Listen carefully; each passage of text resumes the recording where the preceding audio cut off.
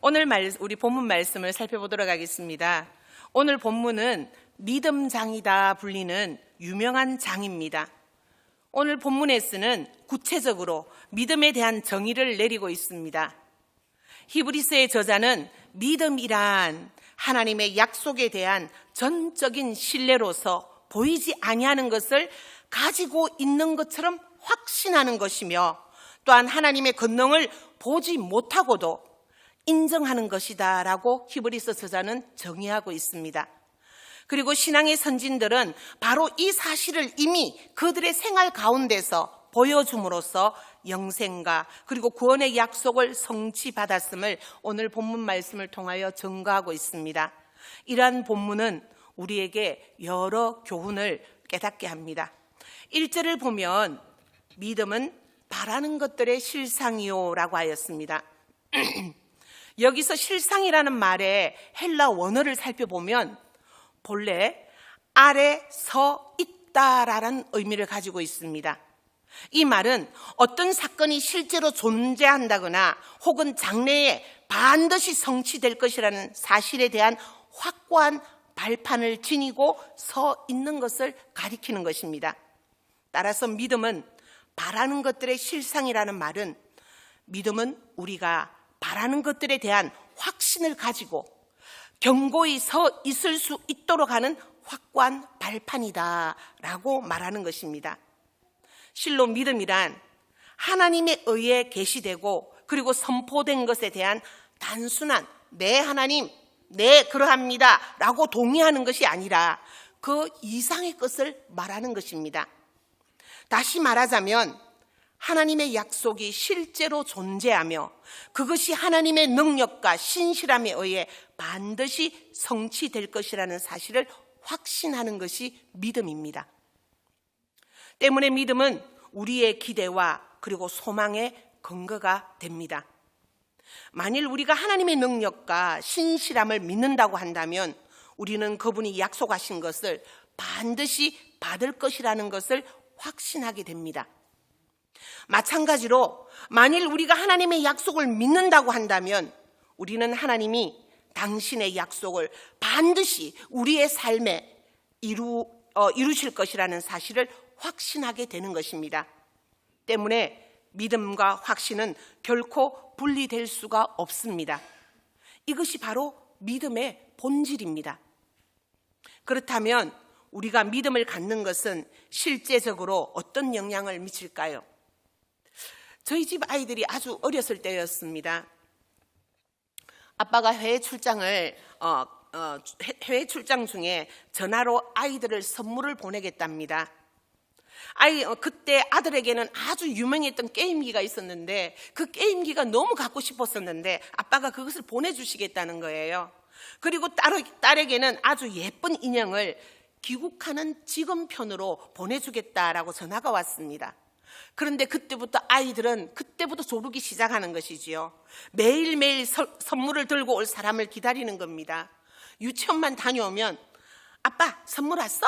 라고 묻는 게 일이었습니다. 아이들은 매일매일 기다리는데 오랫동안 선물은 오지 않았습니다. 지칠만도 한데 아이들은 매일 기다렸습니다. 아마 그 직원이 일 처리가 마무리가 다 되지 않아 그 직원이 귀국이 조금 늦으신다는 전화는 왔었습니다만 아이들은 체념도 하지 않고 짜증도 부리지 아니하고 매일매일 아빠가 보낸 선물이 올 거라고 그들은 믿고 있었습니다. 그 후에 몇 주를 더 기다리다 선물을 받은 우리 아이들은 기쁨이 배가 되는 듯 했습니다. 성도 여러분, 아이가 오랫동안 기다릴 수 있었던 것은 무엇 때문일까요? 그것은 아빠에 대한 아이의 마음 상태에 따라 다르게 나타날 것입니다.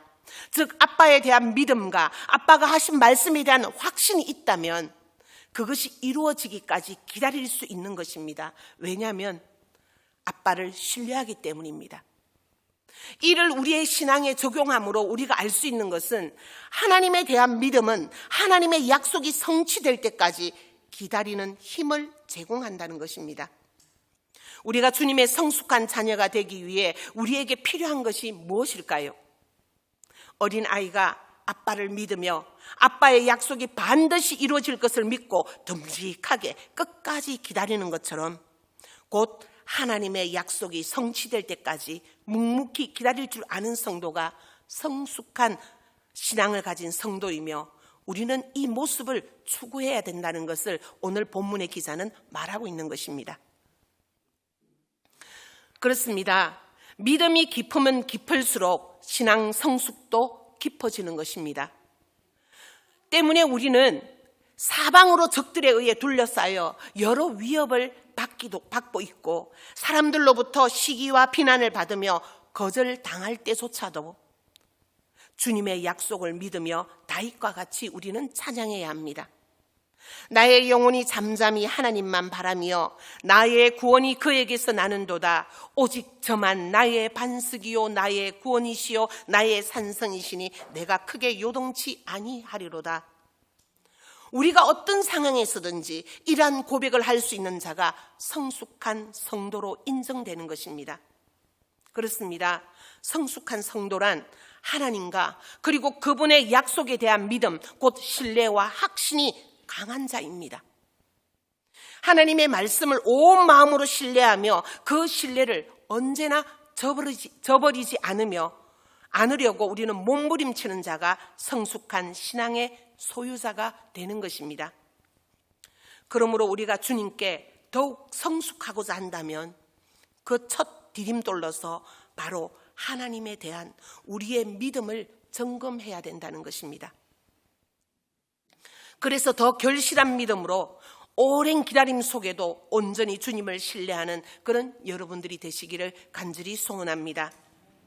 또 실상이라는 말이 있습니다. 이 실상이라는 말을 다시 살펴보면 하나님의 말씀과 약속 그리고 장차 있을 그것들의 성취를 확신한다라는 뜻을 가지고 있습니다. 이 말은 곧 미래에 이루어질 사실을 현재 이 시점에서 확보된 것으로 인정하는 것이다 라고 하겠습니다. 즉 아직 이루어지지 않은 것에 대해 너무도 큰 확신이 있으므로 그것을 이미 내 삶 속에 이루어진 것으로 받아들이는 것, 이것을 우리가 실상이다라고 말하는 것입니다. 다시 말해서 미래에 성취될 일을 현재의 시점에서 이루어지는 것으로 확신해서 그것을 누리며 살게 하는 것이 바로 믿음이다라는 것을 오늘 말하고 있는 겁니다. 이것은 하나님의 인도와 하나님의 약속 속에서 미래의 축복을 현재로 누릴 수 있게 하는 턱걸이며 그리고 은혜입니다.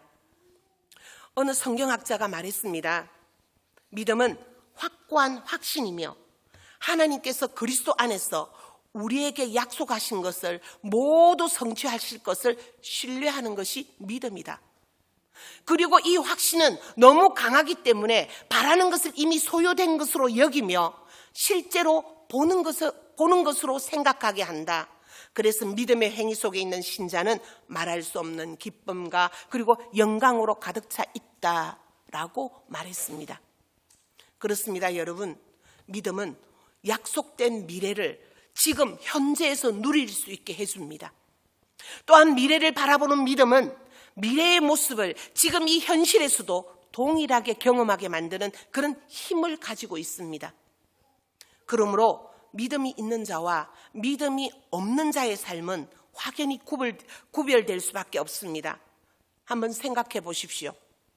하나님의 심판을 믿는 자와 그 심판을 믿지 않는 자가 어찌 이 세상에서 똑같은 모습으로 인생을 살아갈 수 있겠습니까? 단 한마디도 거짓을 말할 수 없고 우리의 모든 것을 낱낱이 구해야 하며 영생과 영별이 선고되는 심판이 있다고 믿는 자가 어찌 심판이 없다고 생각하는 그러한 자들과 같은 생각을 하며 살아갈 수 있겠습니까?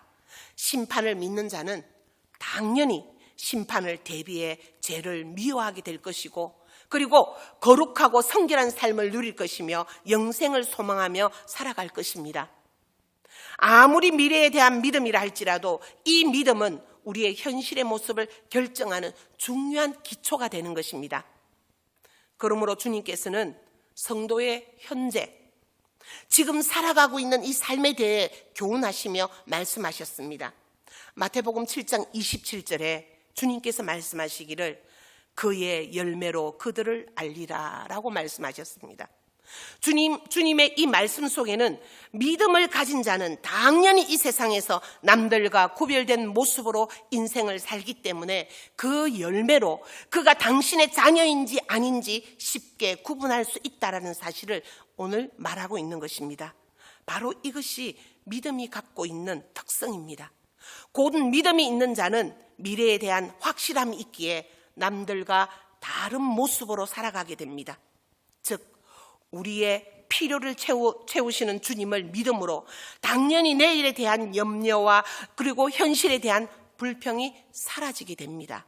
어떻게 해요? 믿음이 있음으로 인해서. 또 주님을 영접함으로써 영생을 믿는다면 세상에서 가지지 못한 것과 잠시의 고통으로 인해 믿음이 요동치 않을 것입니다. 그렇습니다. 성도 여러분, 믿음을 가진 자와 현재의 삶은 믿음을 가진 자의 현재의 삶은 세상 사람들과 같을 수 없습니다. 즉 성도는 세상 사람들이 결코 흉내낼 수 없는 풍요롭고 올바른 삶을 살게 되는 것입니다.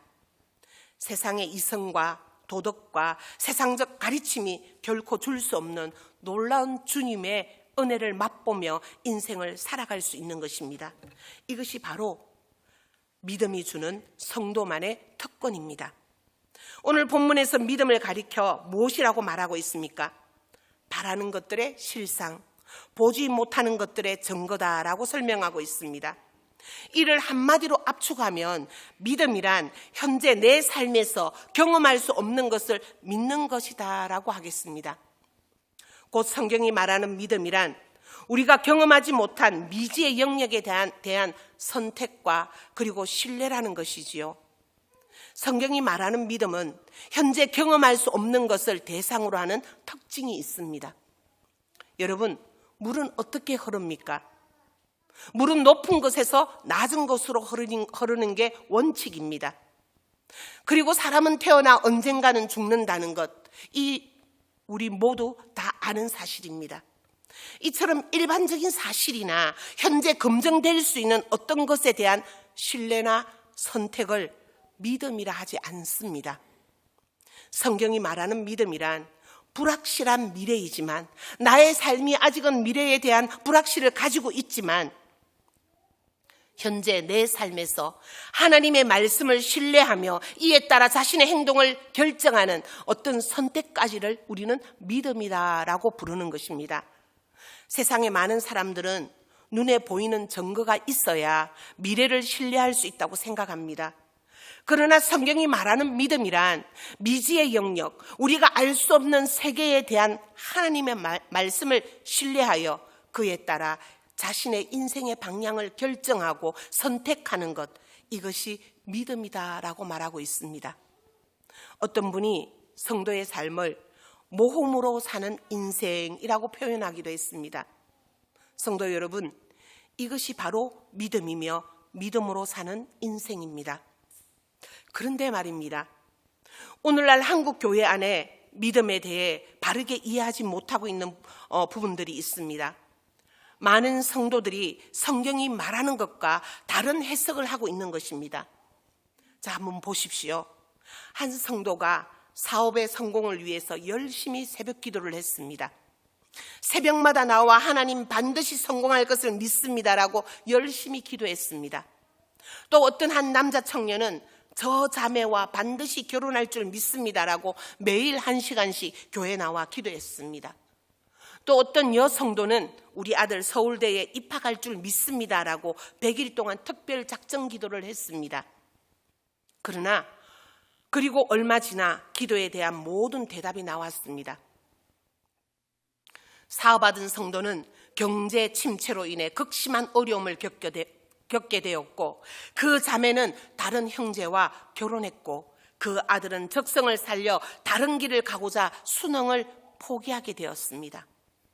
성도 여러분, 사업의 성공과 한 자매와의 결혼과 좋은 대학 입학을 위해 기도했던 이들에게 과연 믿음이 있었습니까? 믿음이 있었다면 왜 하나님은 그들의 기도에 응답하지 않으셨을까요? 우리도 알지 못하게 기복적인 신앙에 익숙한 우리는 내가 하나님을 섬겼으니 하나님은 무조건 내가 바라는 것을 해 주실 것이다 라는 전제 속에서 우리는 믿음을 생각합니다. 내가 매일 철야 기도와 새벽 기도와 특별 기도를 했으니 하나님의 응답은 반드시 이루어질 것이라고 굳게 확신하고 있습니다. 곧 지성이면 감천이다 라고 생각하는 것이지요. 여러분, 이것이 진짜 성경이 가르치는 믿음일까요? 이것은 믿음이 아닙니다. 자기의 생각과 자기 욕구를 이루기 위해 하나님을 움직이는 것은 결코 믿음이 아닙니다. 성경이 가르치는 믿음은 우리가 생각하는 신념이나 자기 확신과는 전혀 다른 것입니다. 신념이나 자기 확신의 중심에는 바로 내가 있습니다. 그러나 믿음의 중심에는 바로 하나님이 있습니다. 곧 믿음이라는 것은 내가 원하는 것이 아니라 하나님께서 원하는 것이 이루어질 것을 확신하는 것이 바로 믿음입니다. 그래서 믿음에는 하나님의 말씀, 곧 하나님의 약속이 반드시 필요한 것입니다. 성도 여러분, 성경이 말하는 믿음이란 하나님의 약속을 믿는 것입니다. 하나님의 말씀이 먼저 앞서지 않는 나의 미래에 대한 성공 예감은 자기 확신이나 신념에 불과한 것입니다. 마인드 컨트롤이라죠. 그 마인드 컨트롤이 믿음이 아닙니다. 미래에 대한 자기 만족적 강한 기대도 믿음이 아닙니다. 믿음은 하나님의 약속에 대한 강한 확신입니다. 그리고 이 확신이 자신의 삶의 모든 선택의 상황에서 절대적인 영향을 행사하는 사람을 하나님께서 믿음의 사람이다라고 인정하시는 것입니다. 2절을 보면 선진들이 이로써 증거를 얻었느니라 하였습니다. 여기서 증거를 얻다라는 말은 하나님께서 증거를 나타내셨다, 하나님으로부터 인정을 받았다라는 말입니다. 본절의 의미는 믿음의 선진들이 이 믿음 안에 있음으로 해서 하나님으로부터 인정을 받았다라는 말입니다. 이를 통해 우리는 하나님과 인간의 관계에서 매우 중요한 교훈을 얻을 수 있습니다. 그것이 무엇이냐면 바로 인간이 하나님으로부터 인정받을 수 있는 유일한 수단은 오직 믿음뿐이라는 진리입니다. 하나님은 결코 인간들의 지식이나 어떤 매력이나 혹은 사회적인 지위에 따라 그들의 가치를 매기지 않습니다. 하나님은 우리들의 믿음, 곧 그분의 말씀에 순종하며 그에 따른 열매를 맺는 삶을 통해 우리의 가치를 매기신다는 것입니다. 즉 믿음의 사람만이 하나님께 합당하다고 인정을 받는다는 것이지요. 히브리서 기자는 11장 전체에서 구약 성경의 많은 예들을 제시하고 있습니다.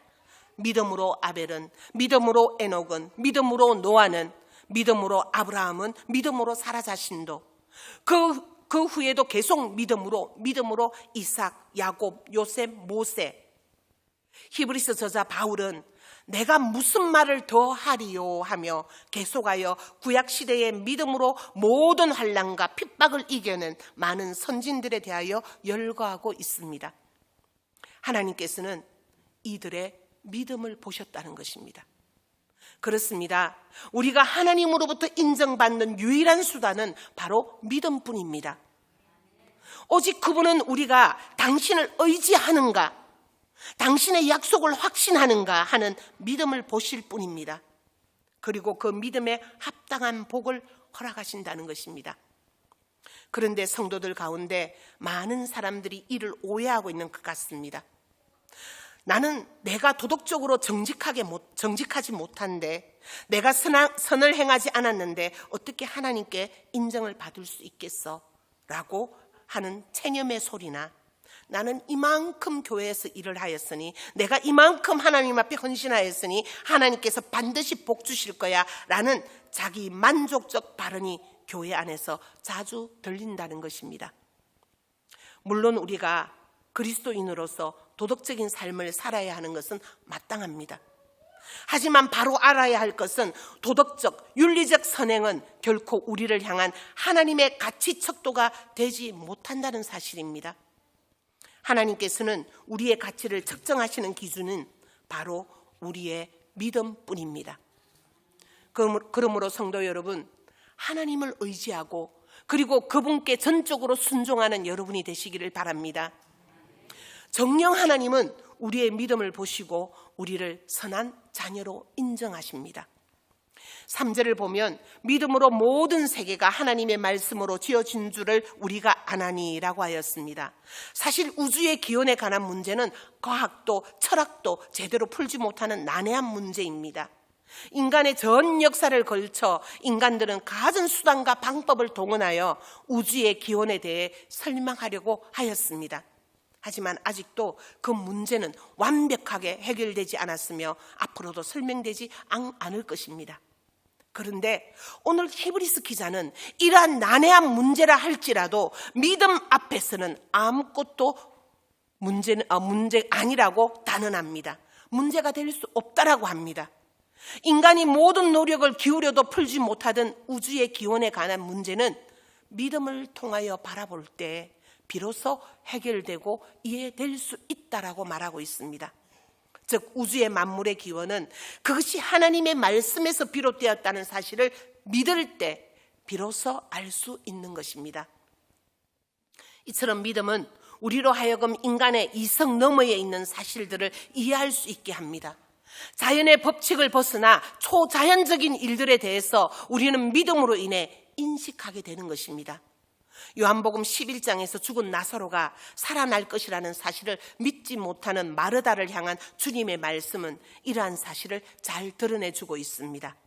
예수님께서 믿지 못하는 마르다에게 내가 믿으면 하나님의 영광을 보리라 라고 말씀하셨습니다. 이 말은 곧 만일 마르다가 그것을 믿는다면 하나님의 비밀한 영광을 보고 알게 될 것이다 라는 말입니다. 우리의 믿음은 성경책 속에 쓰여 있는 말씀에 그저 아멘 하고 동의만 하는 것이 아니라 그 말씀의 주인이신 하나님께서 지금도 역사 안에서 직접 살아 움직이시며 세계와 만물을 주관하고 운행하신다는 사실에 대한 확신을 가지는 것이 믿음이라는 것입니다. 성도 여러분, 우리는 믿음으로만 비로소 이성 너머, 나의 생각 너머에 있는 초자연적인 세계에 대한 인식과 이해를 할 수 있습니다. 우리 모두가 명심해야 할 것은 우리에게 믿음이 있을 때 비로소 하나님의 세계를 볼 수 있다는 것입니다. 6절을 보면 하나님께 나아가는 자는 반드시 그가 계신 것과 또한 그가 자기를 찾는 자들에게 상 주시는 이심을 믿어야 할지니라 하였습니다. 진실로 하나님은 상을 주시는 분이십니다. 그런데 누구에게 주십니까? 바로 하나님 당신을 부지런히 찾는 자에게 주십니다. 여기서 우리가 알아야 할 사실은 하나님께서 당신을 찾는 자에게 주시는 상이 바로 하나님 자신이라는 것입니다. 하나님께서 예레미야 선지자를 통해 너희가 진심으로 나를 찾고 찾으면 나를 만나리라 라고 말씀하셨습니다. 이는 곧 하나님을 찾는 자가 부지런히 간절한 마음으로 그분을 찾고 찾을 때 그는 하나님을 만나고 그분 자신을 상급으로 받게 된다라는 말입니다. 그런데 하나님을 찾는 자가 받는 상이 결코 어떤 행위에 의한 상급이 아니라 믿음을 통하여 하나님의 은혜로 말미암은 선물임을 의미하고 있습니다. 그러므로 오늘날 우리 성도들은 하나님을 부지런히 그리고 간절하게 찾으려 더욱 애써야 할 것입니다. 비록 우리에게는 상 받을 만한 아무런 근거도 없지만 하나님께서는 단지 당신을 찾고 믿는 자에게 하나님 자신의 상을 주신다라고 말씀하셨습니다. 마지막 우리 7절을 보면 믿음으로 노아는 아직 보지 못하는 일에 경고하심을 받아 경외함으로 방주를 예비하여. 여기에 노아의 믿음의 핵심이 들어 있습니다. 그것은 노아가 아직 보지 못하는 일에 대한 하나님의 경고를 받았을 때 그것을 경외함으로 받아들였다는 것입니다. 즉 두렵고 떨리는 마음으로 하나님의 말씀을 믿었다는 것입니다. 당시 세상은 하나님께서 환탄하시고 근심하실 정도로 타락했습니다. 때문에 노아에게 홍수 심판을 내리실 것을 경고하셨습니다. 그리고는 노아에게 잣나무로 방주를 만들으라고 명하시지요. 이 말씀을 들은 노아는 하나님께서 말씀하신 대로 다 행했습니다. 이것이 바로 노아의 믿음의 위대함입니다. 하나님께서 노아에게 하신 말씀은 아직 눈앞에 일어난 일이 아니었습니다. 더군다나 그 말씀은 인간으로서는 도저히 상상할 수 없을 정도로 어마어마한 규모의 사건이었습니다. 따라서 평범한 사람이라고 한다면 하나님의 그 말씀을 어쩌면 농담으로 받아들이거나 아예 외면했을 것입니다. 사실 노아는 언제 비가 올지 정확하게 알지 못했습니다. 더군다나 배를 짓기 위해서는 산에서 나무를 해다가 지어야 했으며, 그리고 1년 2년의 공사가 아니라 120년이나 걸리는 어마어마한 규모의 공사였습니다. 그뿐만 아니라 배를 짓기 위해서는 바닷가에서 공사를 해야 할 것인데 노아 방주는 바닷가에서 멀리 떨어진 육지에서 지어야 했습니다.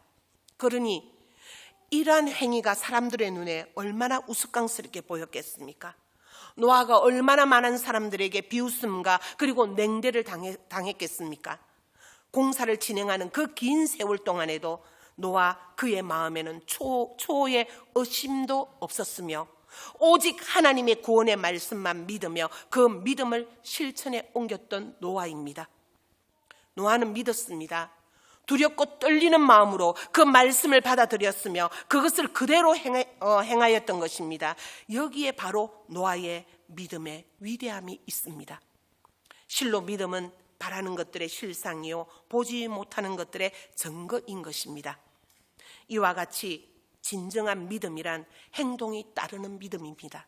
즉 행함이 없는 믿음은 우리가 상상할 수 없는 놀라운 역사를 일으키는 것입니다.